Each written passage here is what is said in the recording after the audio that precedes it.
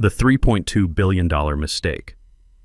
They fired me in the middle of a $3.2 billion negotiation. Not before, not after, during. I'm Victor Sullivan, 51 years old, and I just watched 16 years of work get torched in front of a room full of Saudis, Americans, and a 23-year-old who couldn't tell Arabic from Farsi. Fatima will handle translations moving forward, Brandon said, gesturing to the young woman at the end of the table. The next sentence from Sheikh al-Rashid's lead negotiator came through broken, half-translated. The rest just died in the air. They didn't even wait until the meeting ended. Victor, Brandon Price leaned forward, his voice carried across the polished table. Your position is no longer needed. HR will meet you downstairs. I thought I'd heard wrong for a second. The translation headset was still warm in my hands. Moments before, I'd finished relaying a critical statement from Arafi Holdings' chief negotiator, one that could have sealed the deal. Now every pair of eyes was on me. A week ago, Brandon had pulled me aside after a late prep session. You'll be right there next to me for the signing, Victor. Historic day for the company. I'd believed him. 16 years, I'd believed loyalty worked both ways. I was senior director of Middle East operations at Weston & Dougherty. But that title didn't tell the story. I was the bridge between this company and the Gulf region. Only one who spoke Arabic fluently. Only one trusted to translate meaning without losing context. Deals lived or died on a single phrase I delivered. I'd worked through midnight calls, cultural misunderstandings, tense silences, handshake agreements no lawyer could draft. I'd done 3 tours in Army intelligence: Kuwait, Iraq, Afghanistan, 1995 to 2007. Built relationships that took decades to earn. Those connections became this company's biggest asset when I joined the private sector in 2008. My reward was a public execution in the middle of a negotiation. Brandon Price was everything I wasn't. Fresh MBA from an Ivy League school. He valued speed over precision, templates over relationships. Where I saw people, he saw leverage. Where I heard layered meaning, he heard words to cut down for efficiency. And now, in front of our most important client, he decided I was replaceable. Sheikh al-Rashid's expression shifted. He looked from Fatima back to me, confirming what had just changed. I said one thing. You just voided clause 14.7. Check with legal. Brandon waved me off. We'll handle it. I picked up my notebook, looked directly at the sheikh. In Arabic, I said, Sharif, it was an honor. He stood up, didn't shake Brandon's hand, just watched me leave. Let me back up, tell you how I got here. Kuwait, Iraq, Afghanistan, 1995 to 2007. Military intelligence, which sounds cooler than it was. Mostly I sat in rooms with tribal leaders, drank bad tea, and learned that the guy who talks the most knows the least. I learned Arabic from a 60-year-old translator named Rashid. He taught me something the Army couldn't. Respect earns more than rank. A handshake means more than a contract. Your word is your bond. That training saved more lives than bullets. One time in Fallujah, 2004, we had a tribal dispute about to blow up. 2 families, land rights. Our convoy was stuck in the middle. My CO wanted to just push through. I told him to give me 10 minutes. I sat down with both elders, didn't argue, didn't negotiate, just listened. Then I quoted a saying Rashid had taught me, about how the wise man plants trees whose shade he'll never sit under. Both elders went quiet. Then they started talking. To each other, not at each other. 30 minutes later, the road was clear. Our convoy moved through. No shots fired. My CO put me in for a commendation. I told him to give it to Rashid. He'd earned it years before I was born. When I left the Army in 2007, I had something most corporate guys didn't. Real relationships in the Gulf. Not LinkedIn connections. Real trust. The kind you earn by showing up, shutting up, and doing what you said you'd do. Weston & Dougherty hired me in 2008 to build their Middle East division from scratch. I was 35, no MBA, no corporate experience, just a Rolodex full of names and a reputation for keeping my word. First 3 years were slow. I wasn't closing billion-dollar deals. I was drinking coffee in Dubai offices, flying to Riyadh for meetings that went nowhere, building foundations. Corporate didn't get it. They wanted results, quarterly numbers. I kept telling them, This region doesn't work like that. Trust takes time. Then year 5 happened. We were in Riyadh. Room smelled like cardamom coffee and new leather. Contract on the table was worth $620 million. Defense logistics. It was slipping away fast. Our lead negotiator compared the deal to a camel chasing the sun. In English, it sounded poetic. In Arabic, in that dialect, it meant a fool chasing something he'd never catch. I saw the flicker in the chairman's eyes. The deal was seconds from collapsing. Didn't ask permission. Stepped forward. Laughed softly. Said in Arabic, "Better a camel chasing the sun than a merchant without shade." Old saying in his province. Nod to ambition with dignity. The room shifted. Shoulders relaxed. Chairman chuckled. Repeated the phrase. Signed the preliminary agreement right there. $620 million saved in 5 seconds. That story never made it into the quarterly report. My name wasn't on the success memo. Credit went to team effort. Corporate language for the guys at the head of the table. Wasn't just that one time either. I untangled a mistranslation in customs regulations, kept $60 million in goods from being seized at port, restructured contract clauses to honor both U.S. law and Islamic banking principles. Sat through Ramadan nights to ensure midnight calls landed at exactly the right moment in Mecca's time zone. 16 years of this, carrying a company's trust across languages, continents, cultures, every win stamped with the company's name, not mine. Every problem I solved disappeared into someone else's resume. Then Brandon Price arrived. 3 years ago, he swept in like a headline in a business magazine. Ivy League degree, tailored suits, resume that made board members smile. He'd been brought in to modernize our international operations. To Brandon, modernization meant stripping away anything he couldn't put in a spreadsheet. Language? Decorative. Nice to have, but unnecessary if you had airtight contract templates. Relationships? Outdated relics. Slower than email chains. Less reliable than binding clauses. Our first real clash came during a draft review for a partnership in Bahrain. Brandon skimmed the Arabic section like it was an afterthought. Signed the draft, sent it for finalization. What he didn't know, the document referred to a prohibited financial practice under Islamic law. Would have been rejected immediately. I caught it on my way out. Quietly rewrote the section, rephrased it to comply with Sharia-compliant banking standards. Resent the draft under his name. He never asked how the final version passed so smoothly. Doubt he even realized I'd touched it. Deal went through. Company earned millions. No one lost face. But it mattered to me. Because the next week I heard him in the boardroom. His voice carried through the half-open door. "We're streamlining," he was saying. "Too many moving parts slow us down. People like Victor. Good intentions, but they get bogged down in the details. We don't need to handhold clients through cultural quirks. We just need signatures." I stood in the hallway. Good intentions, details, cultural quirks. He'd just reduced 16 years of bridge building to quirks. I didn't go in. What's the point? But I remembered it. Week later, I caught him alone, conference room, after hours. "Brandon, we need to talk." He looked annoyed. "Victor, I'm late for the Bahrain contract. You almost killed it. Islamic banking prohibition. Line 47. I fixed it. You never noticed." His face went blank.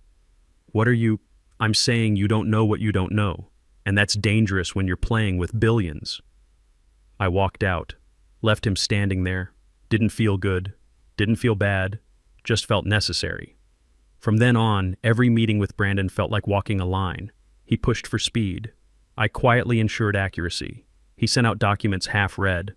I caught the errors before they became disasters. He carried himself like the man pulling the strings, never noticing the hands keeping the operation from collapsing. Then came the Arafi deal, $3.2 billion. Petroleum logistics contracts, supply chain commitments, tech transfer agreements, numbers that stopped feeling real. I'd been embedded in every step. Not because my title required it, because without me, the deal couldn't move forward. Arafi had a security protocol that was as much about respect as risk management. Every phase of the agreement required voice print authentication in Arabic from the designated primary liaison, me. It wasn't just a password, it was verification of trust. Removing the liaison mid-process would be like swapping a groom at the altar. I took the responsibility seriously. Weeks before the signing, I'd begun preparing more than translations. I commissioned a handcrafted inlaid wooden box from a Riyadh artisan, the kind used for storing family heirlooms. Inside, I placed rare med-jewel dates wrapped in gold-threaded cloth. It wasn't just a gift. It was a signal that Weston and Dotry understood tradition. Alongside the gift, I wrote a speech entirely in Arabic. Not the sterile literal translations Brandon preferred, something personal. It wove in regional proverbs, references to our shared history, subtle affirmations of mutual respect, the kind of address that could make a chairman feel not just valued but remembered. Still, I knew better than to assume anything was guaranteed. That's why late one evening, reviewing the master contract, I caught a clause buried deep in the legal language. Essential party continuity provision. If the named liaison was replaced before the voice print sequence was complete, the agreement would automatically terminate. No renegotiations, no delays, just void. I didn't mention it to Brandon, not because I wanted the deal to fail, but because I'd learned something over the years. Power doesn't always come from making threats. Sometimes it comes from knowing exactly where the floor is and who's standing too close to the edge. Rule from Kabul: never interrupt an enemy making a mistake. Next morning, during a prep session, Brandon dismissed my proposed speech as too long and too sentimental. I smiled, slid my notes back into my folder. Let him talk about contract templates and efficiency metrics. He didn't notice I wasn't arguing. Inside, I knew something he didn't. That was enough. Thursday began like any other negotiation day. Coffee gone cold beside annotated contracts. By 3:42 p.m., the air felt heavier. Maybe that was just me sensing the shift before it happened. I watched from my seat as the Arafi delegation settled in, gold cufflinks catching the light. Beside Brandon, Fatima clutched my inlaid wooden box like a misplaced prop. I'd spent weeks choosing that gift, crafting the words that should accompany it. Now those words were in her hands, printed in my careful Arabic script. Brandon cleared his throat. Before we begin the final review, a small presentation. Fatima stood. She read from my pages. The rhythm faltered immediately. A misplaced vowel turned lasting trust into delayed trust. Another slip made honored partnership sound like burdened partnership. I saw the confusion ripple through the Arafi side. Sideways glances. Sheikh al-Rashid's brows tightening when she presented the box. The moment was already gone. The sheikh accepted it with the polite smile reserved for strangers. Didn't open it. Didn't respond with the customary phrase that would signal mutual goodwill. The silence after was brief, but it filled the entire room. Then Brandon turned to me. "Victor, could you step outside for a moment?" I followed him into the hallway. HR was waiting at the end, envelope in hand. "This is effective immediately," Brandon said. "We appreciate your contributions." The words were crisp, bureaucratic. No acknowledgement of 16 years. No mention of the role I'd played getting us to this table. When we re-entered so I could collect my things, all eyes were on me. I didn't give them the satisfaction of seeing my hands shake. That night, I sat in my apartment, city noise outside. I poured a bourbon. Somewhere in a secure server thousands of miles away, the system handling the Arafi agreement was already processing my absence. Their voice print authentication protocol didn't care about titles or reasons, it only cared about continuity. My name had been coded into the agreement as primary liaison. Every step from initial handshake to final signature had been tied to my identity, my voice. When HR removed me from Weston and Dotry's employee directory, it wasn't just a line on a spreadsheet disappearing. It was a trigger. At 8:47 p.m., my phone buzzed. Encrypted notification from the system. One line. Primary removed. Protocol 9 engaged. No explanations, no dramatics. Just the cold precision of a rule being followed. Protocol 9 meant immediate suspension of all pending contract authorizations until a qualified, verified liaison replaced the removed party. Given the terms I'd read in the fine print, that replacement process would take weeks, if it happened at all. I set the phone down. My heart wasn't racing. Old training kicked in. This wasn't revenge in the cinematic sense. No grand declarations, no public humiliation. This was a quiet, inevitable consequence written into the bones of the agreement they'd been so eager to rush. At 9:13 p.m., another buzz. Private message from Khalid, a junior associate at Arafi I'd known for years. The message was short. Tomorrow will be interesting. I read it twice. Powered my phone off. In the Gulf, your word is your bond. Break it once, you're done. I watched the city lights blur against the dark. In a few hours, people in corner offices would start to panic.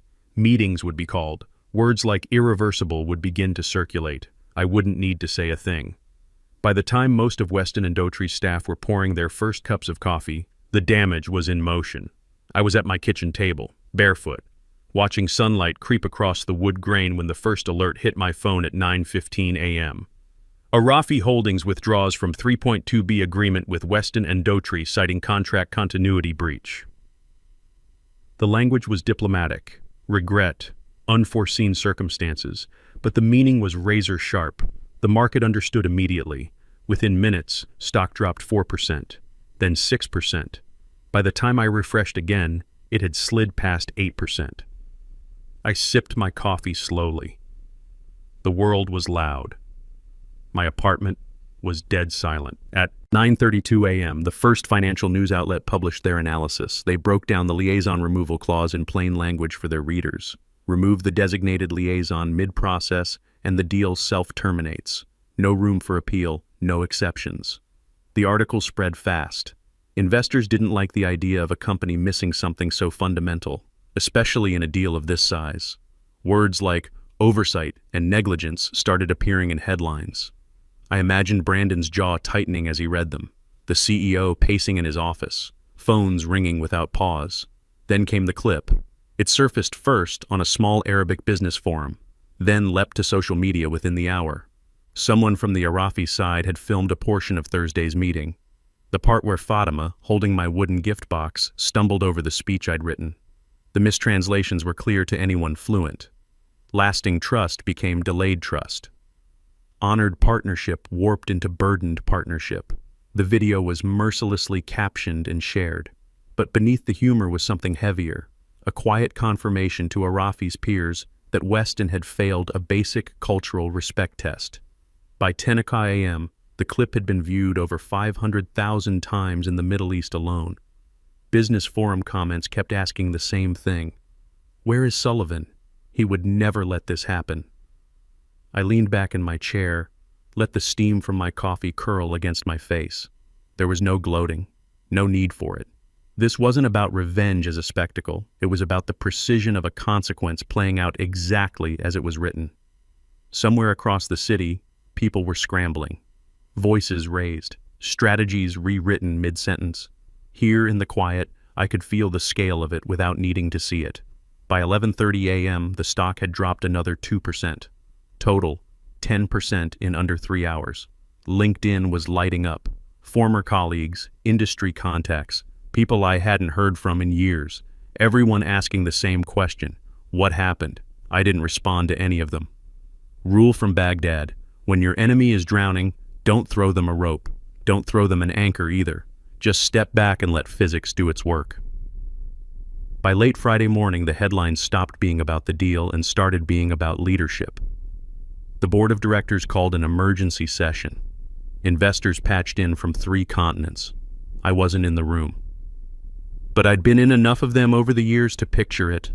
Long mahogany table, tight-lipped directors, wall of muted video feeds showing faces framed by the glow of their home offices. Questions would be sharp, voices clipped. No time wasted on politeness. Reports later confirmed what I'd imagined. The CEO was pressed first. How could a continuity clause that basic have been overlooked? Why had the designated liaison been removed at the final stage? He fumbled through an answer about operational restructuring. Then they turned to Brandon. Why had he replaced the only fluent Arabic speaker during a negotiation with an Arabic-speaking client? His reply about streamlining processes was met with silence, then a single question from one of our largest Middle Eastern investors. Do you even know who Arafi trusted in that room? It wasn't Brandon. It never had been. Several of those investors had worked with me personally over the years. They remembered the late-night calls, the careful translations, the way I could untangle a misunderstanding before it turned into an insult. To them, I wasn't just Weston's employee. I was the bridge that made their business possible. And now that bridge was gone. Word reached me by early afternoon. Brandon had been told to reach out to me. Not the CEO, not HR, Brandon himself. I didn't answer when the phone rang, didn't return the first text or the second. I let the silence do the work. At 10:47 a.m. Saturday, my phone finally rang with a number I recognized. Brandon, I answered. We need you back, Victor. Name your price. It's not about price, Brandon. It's about a handshake you didn't understand. I hung up. Didn't block the number. Just set the phone down and went back to my coffee. By Saturday afternoon, the stock had dropped another 2%. Total damage, 12% over 2 days. Market cap down roughly $2.1 billion on a company worth about $18 billion. The math was simple. The $3.2 billion Arafi deal represented future revenue, but the market was pricing in something bigger, risk. The risk that Weston and Daughtry didn't understand how to do business in the Gulf anymore. And they were right. Sunday morning, the business press started connecting dots. One article titled, "When Corporate Efficiency Kills Billion-Dollar Deals," became the most shared piece in the industry that week. The author, a former diplomat I'd worked with in Baghdad, didn't name me directly, but anyone who knew the story could read between the lines. Modern MBA culture prioritizes speed and standardization, he wrote, but in regions where trust is currency and relationships span decades, replacing experienced liaisons mid-negotiation isn't efficiency. It's corporate suicide. The article went viral. 1.2 million views in 48 hours. Comment section was brutal. This is what happens when consultants run operations. They fired the one guy who actually knew what he was doing. Weston and Daughtry just learned a $3.2 billion lesson about respecting expertise. I read it once, closed the browser, didn't need to read it again. Monday morning, the board made their move. Press release went out at 9 o'clock a.m. EST, leadership restructuring at Weston and Daughtry. Brandon Price, VP of International Operations, was being reassigned to domestic strategic planning, effective immediately. Corporate speak for, "You're done with international deals." His new office would be on the 15th floor. Used to be the 32nd. No assistant, no travel budget, no access to the client relationships he'd just destroyed. The CEO issued a statement about recommitting to cultural competency in global markets and ensuring continuity in key partnerships. Translation: we screwed up and we're trying to fix it before more investors bail, but the damage was done. By Monday afternoon, word started spreading through Middle East business channels. Informal, quiet, but devastating. The Middle East Trade Council, a consortium of major Gulf state investors and corporations, had placed Weston and Daughtry on a watch list. Not a formal blacklist. Worse, a warning to members that the company had demonstrated insufficient cultural liaison protocols for high-value engagements. In that world, reputation is everything. A warning like that was a death sentence for new business. Over the next 2 weeks, I watched the dominoes fall. A $780 million infrastructure project in Dubai, gone. Awarded to a competitor. A $1.1 billion joint venture in Abu Dhabi, postponed indefinitely, then canceled. A $950 million logistics contract in Qatar, never even made it to negotiation stage. They went with another firm. By the end of the month, Weston and Daughtry had lost an estimated $4.5 billion in projected contracts over the next 3 years. All because Brandon thought a handshake was just a formality. I didn't gloat, didn't post on LinkedIn, didn't return calls from reporters wanting comments. I just waited. The invitation came on a Monday morning, 3 weeks after the collapse. Formal letter on Arafi Holdings, thick cream stationery. Delivered by courier to my apartment. They wanted me at their New York office. Tuesday at 10 a.m. No explanation, just the invitation. I arrived 15 minutes early. Their midtown headquarters was quiet power, marble floors, brushed brass accents, the faint scent of oud drifting through the air. The receptionist greeted me in Arabic. I responded in kind, felt an ease in the words I hadn't felt since leaving Weston. They led me into a conference room where Sheikh al-Rashid himself was waiting, flanked by two senior partners I knew well.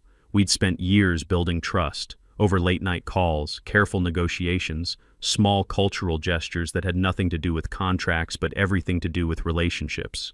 "Victor," the sheikh began. His English was measured but warm.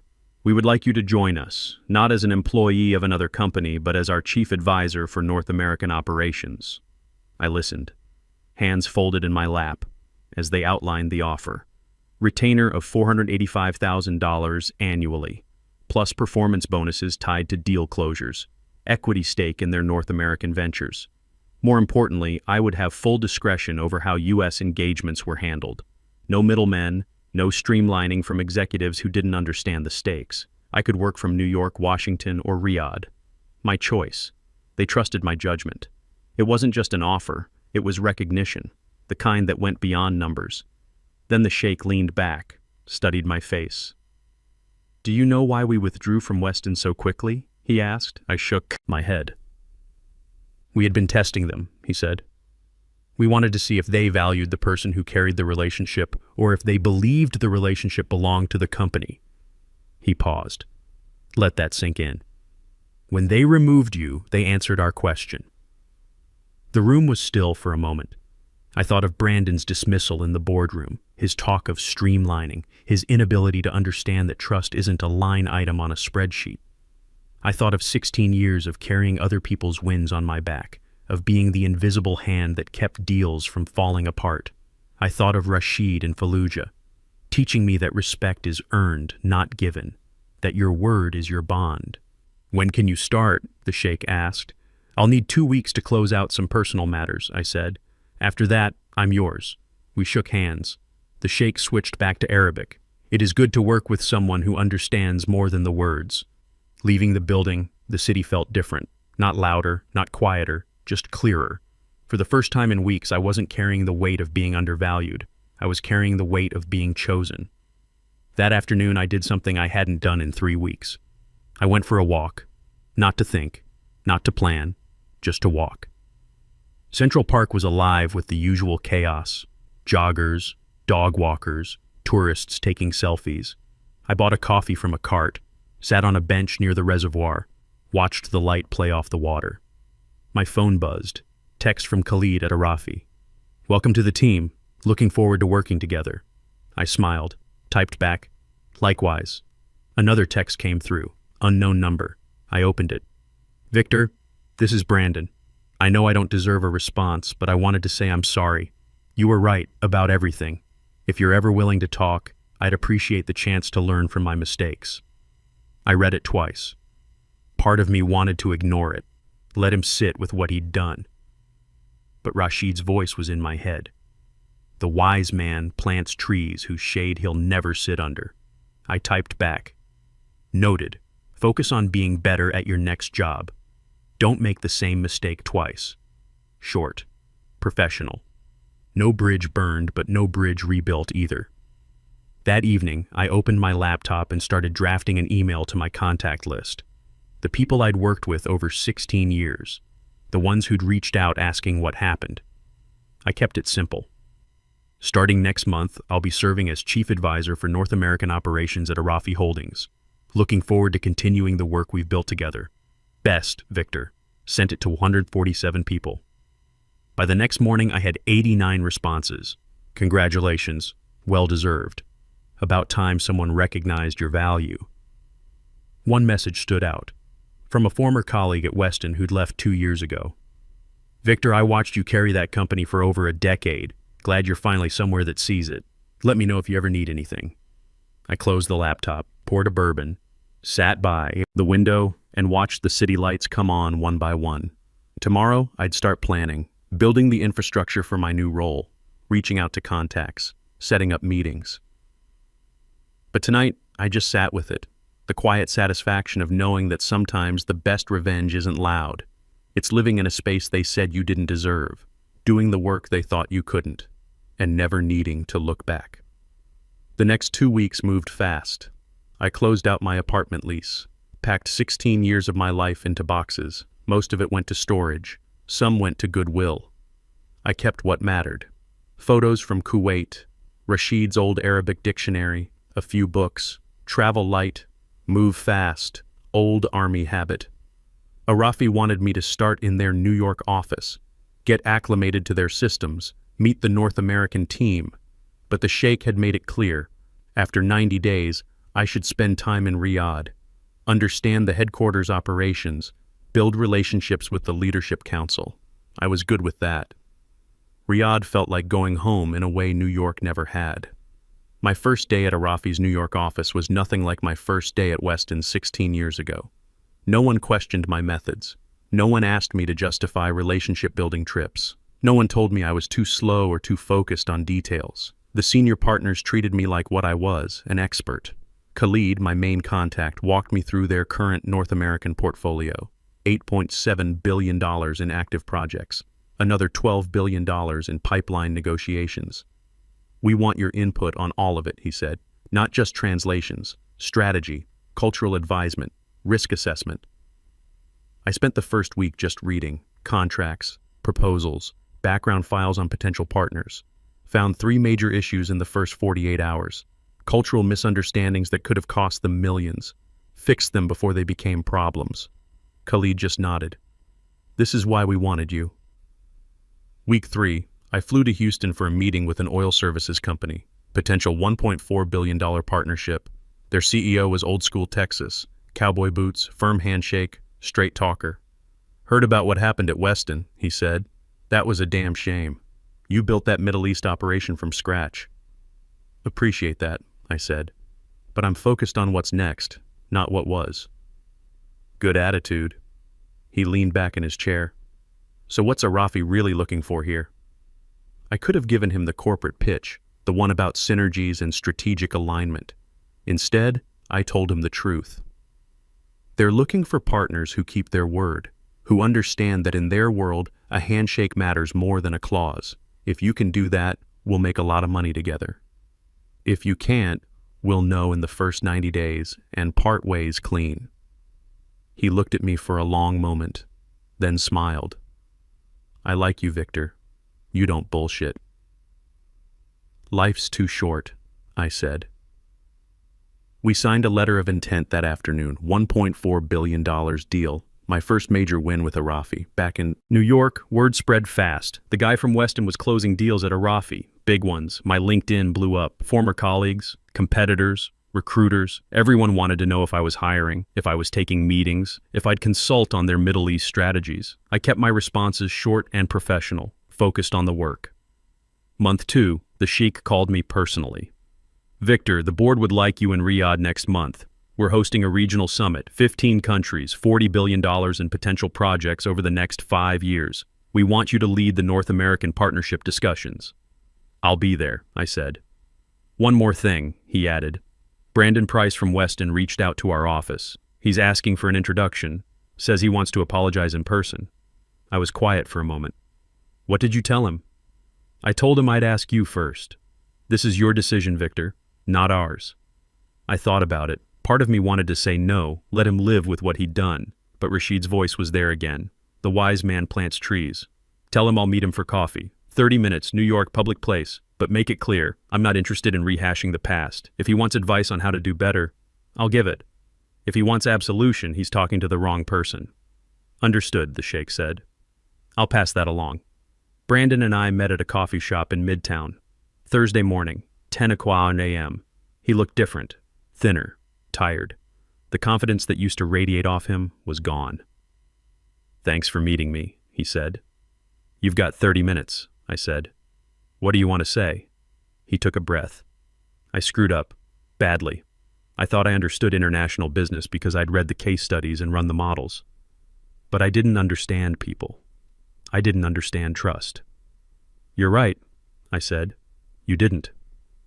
The board reassigned me. Domestic strategic planning. It's basically corporate purgatory. I spend my days reviewing quarterly reports and attending budget meetings. No clients, no deals, no travel. That's what happens, I said. I know. He looked down at his coffee.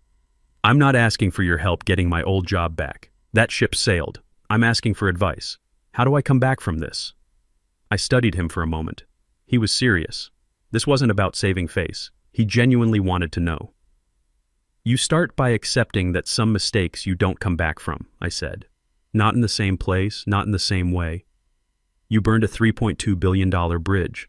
That's on your permanent record. He nodded, didn't argue. But, I continued, if you actually learn something, you focus on the next opportunity. You slow down. You listen more than you talk. You treat expertise with respect instead of seeing it as an obstacle to efficiency. That's it? He asked. That's it, I said. There's no magic formula. You either get it or you don't. You didn't get it before. Maybe you will next time. I finished my coffee, stood up. One more thing, I said. The people you step on while climbing the ladder are the same people you meet on the way down. Remember that. I left him sitting there. Didn't look back. Month 3, I flew to Riyadh. The desert sun was high when my car pulled into Arafi Holdings headquarters. Glass facade reflecting golden light. The kind of architecture designed to make you straighten your posture before you reach the door. I stepped out, heels clicking against polished stone. And for the first time in a long while, I wasn't walking into someone else's company. I was walking into my own future. Inside, the air was cool, scented faintly with sandalwood. The lobby's marble floor mirrored intricate geometric patterns on the high ceiling. I was greeted not as an accessory to a larger team, but as the person they had chosen. By name, by history, by trust. An attendant guided me to the top floor. The sheikh and senior partners were waiting. We shook hands, exchanged greetings in Arabic, sat down to discuss the upcoming regional summit and the North American partnership strategy. This time, there were no interruptions. No one streamlining my words, no one questioning the value of cultural nuance. My recommendations were noted, then implemented on the spot. It was a quiet kind of victory, but it was mine. That afternoon, I stood by the floor-to-ceiling windows in my new office, looking out over the city.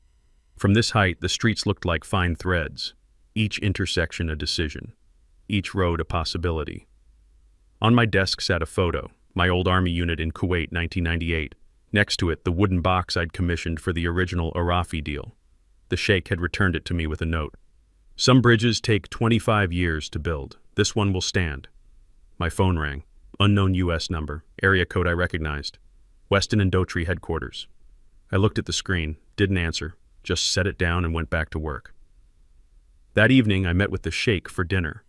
Private room, traditional meal. We talked about the summit, about expansion plans, about the future. Victor, he said, switching to Arabic. In our culture, we have a saying, the patient man eats ripe fruit, the hasty man eats stones. I nodded. I've heard it. Brandon Price ate stones, he said. You built an orchard. I smiled, raised my glass. To orchards. To orchards, he echoed. Walking back to my hotel that night, the desert air was warm against my face. The city lights stretched out in every direction. I thought about the last 16 years, the deals I'd saved, the bridges I'd built, the invisible work that kept everything running. I thought about Brandon, sitting in his 15th floor office, learning lessons the hard way. I thought about Rashid, teaching me in Fallujah that respect is earned, not given. And I thought about what came next, the summit, the partnerships, the work still to be done. Some people spend their careers climbing ladders in companies that never see them, carrying other people's wins, hoping someone will notice. I did that for 16 years.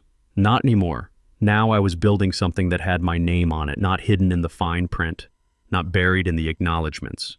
Right there at the top, Chief Advisor, North American Operations, Arafi Holdings. The bridge wasn't just standing.